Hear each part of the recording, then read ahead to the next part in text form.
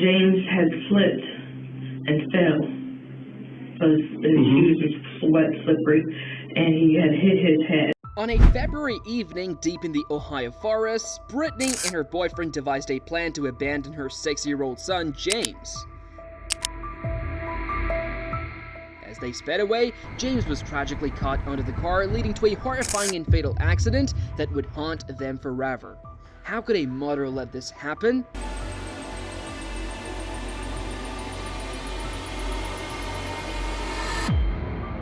A few days later, Britney and her boyfriend stroll into the Middleton Police Department with a wild claim.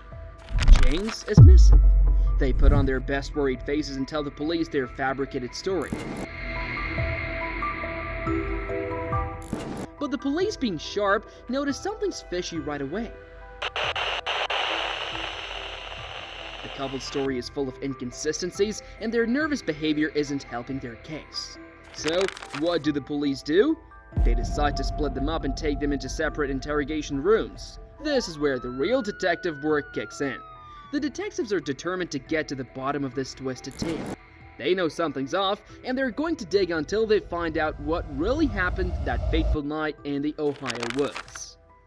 Alright, now Britney's boyfriend, who was also named James, was in a separate room at the same police station. The detectives plan to compare their stories to spot any inconsistencies. Okay, they called me and my partner out for anything to do with children, so... Right from the start, there were numerous red flags. The couple claimed that young James had been missing for most of the night before they decided to contact the police. This delay in reporting and their overall behavior just didn't add up, making the detectives even more suspicious. Like, imagine if your 6-year-old child suddenly goes missing, you'd be freaking out, right? You'd be doing everything in your power to find them ASAP. But these guys? They wait most of the night before even thinking about contacting the police. That's seriously shady. The cops smell something fishy here, and they're pretty sure there's some dark stuff going on behind the scenes. The detective asked Britney what happened and what time they went to bed. Britney said the kids go to bed at 9, and she and her boyfriend usually go to bed at 10. She mentioned telling the kids it was bedtime at 9, checking on them later to ensure they were asleep, and then going to bed herself. When asked what time she got up in the morning, Britney said her boyfriend woke her up at 8 and mentioned he had tried several times. She explained that she didn't remember because she was on anxiety medication.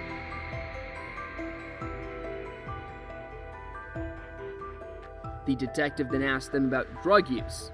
Britney admitted to taking anxiety medication and smoking cigarettes. She denied using any illegal drugs but mentioned her boyfriend smokes weed. She insisted she didn't know if he used any other drugs. The detective encouraged her to be honest and reassured her that she wasn't going to get her boyfriend in trouble. She just needed the truth. Britney seems a bit uneasy talking about her boyfriend's drug habits, which makes the detective wonder if she's holding back. This might affect their future talks, so it's important for her to be upfront. As they chat about the morning James disappeared, Britney starts looking a little worried, making the detective take notice. When Britney is questioned further about her boyfriend, she looks up and to the left. Now there's a lot of talk about eye movements when recalling information. Some say where someone looks can indicate if they're lying, but it's not always a sure thing. However, avoiding eye contact with a detective while answering is a stronger sign.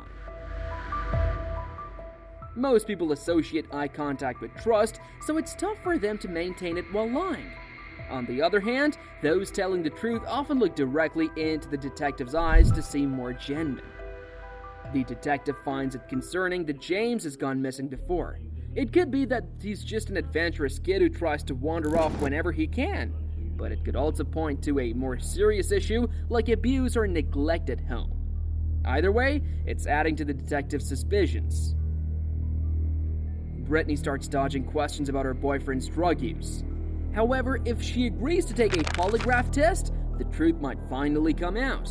Meanwhile, there's been an ongoing search for James, with people hoping to find signs of life, but as we'll later discover, his body isn't anywhere near where they've been searching.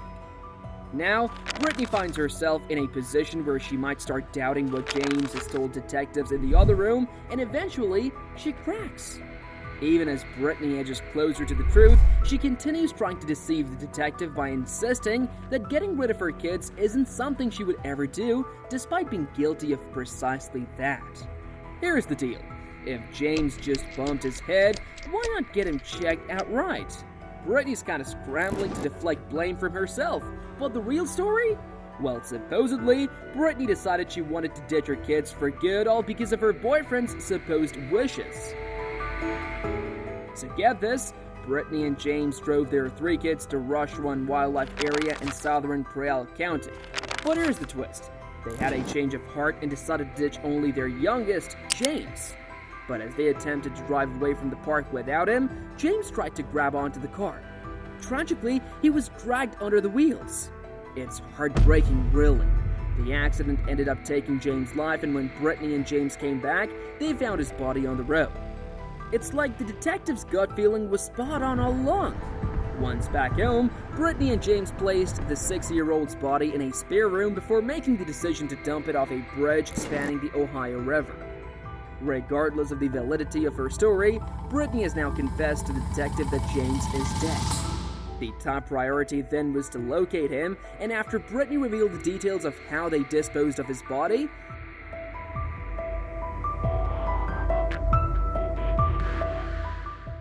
the police searched the area thoroughly. Despite their best efforts, they couldn't locate him. It's really sad, leaving everyone involved trying to come to grips with what happened. Britney then pleaded not guilty by reason of insanity, claiming she had a learning disability and didn't understand what was happening. But a psychologist checked her out and said she was okay to stand trial, which goes against her saying she couldn't because of her learning disability. As expected, both were found guilty. Britney received the harshest punishment, 21 years of behind bars for murder and child endangerment. James, on the other hand, was also found guilty. He faced charges of kidnapping, child endangerment, and gross abuse of a corpse.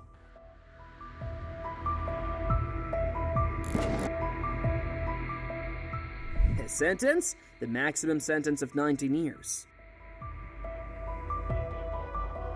What happened to James is really sad and heartbreaking, showing how innocent and vulnerable kids can be. It's a tough reality check that reminds us all to keep our children safe. Thanks for joining us on this episode. Now, what do you think? Do you believe the sentence handed down is sufficient for justice to be served? Let us know your thoughts in the comment section below. Make sure to subscribe and like this video for more content. Also, make sure you hit that notification bell so you do not miss any of our videos. Until next time, stay safe and we'll be back with another story.